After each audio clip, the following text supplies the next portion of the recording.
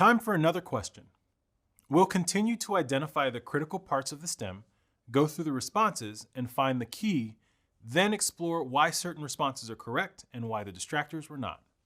As a quick reminder, while the questions we're using for these reviews are the same difficulty level and structure as those on the real exam, these are not from the real exam.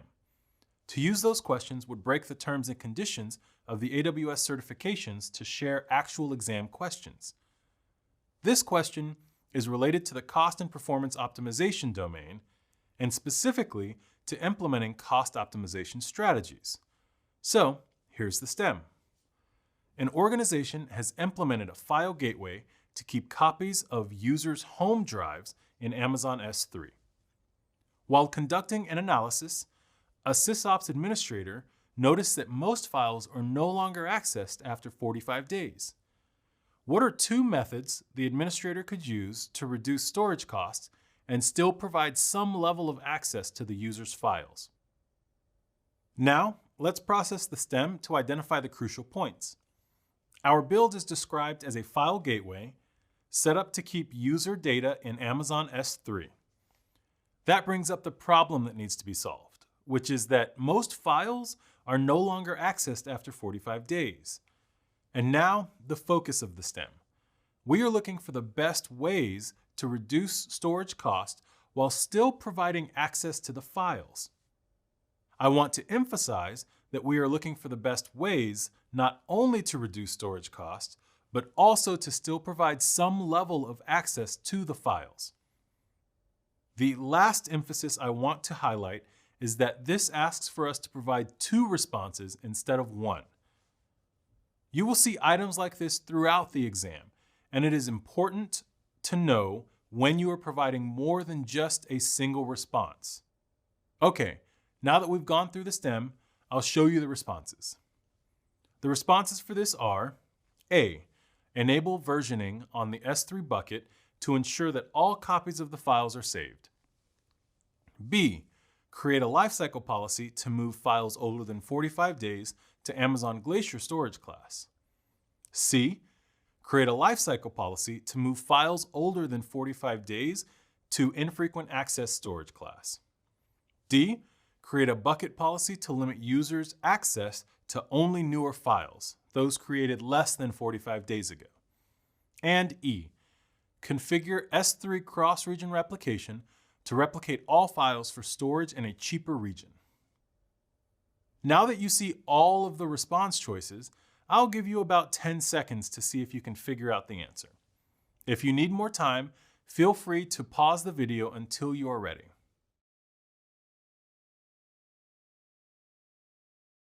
All right, this is your last chance to pause the video. I'm going to reveal the keys and distractors in 3, 2, 1. Let's move forward. The keys for this are responses B and C. Both of these involve a lifecycle policy, but the policies do different things that both happen to fulfill the requirements. B recommends using a lifecycle policy to move older objects into the Amazon Glacier storage class. This provides a method to decrease the storage costs, and access would still be provided through a method that would be in line with how Glacier operates. Even though it would require some extra work, you'll see that it's still a better option when compared to the distractors. Response C also recommends using a lifecycle policy, but instead of moving objects to Glacier, they'd be moving to the infrequent access storage class. This is actually the most optimal response, as it decreases storage costs while providing access that is essentially unchanged from the user's perspective. But because the STEM is asking for multiple options, it must be accompanied by response B in order to be correct. There is no partial credit if you choose only one of the two requested responses. This type of question, like the others, will only be right or wrong. Right if you select both of the correct responses, wrong otherwise.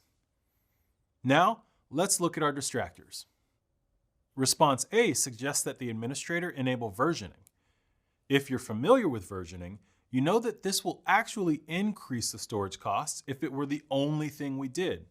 so it's clear that this is a distractor.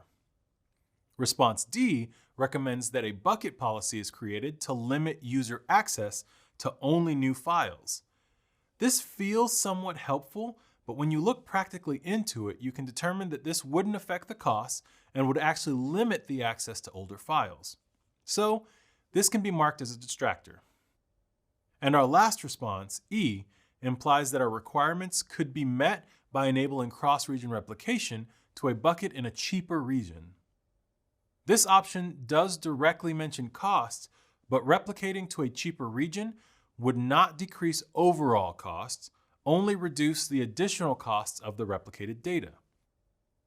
As this question shows, it's important to look at the various features and offerings of the services you're reviewing, as many questions are going to be about more than just a single functionality of a service, and will actually look at practical aspects.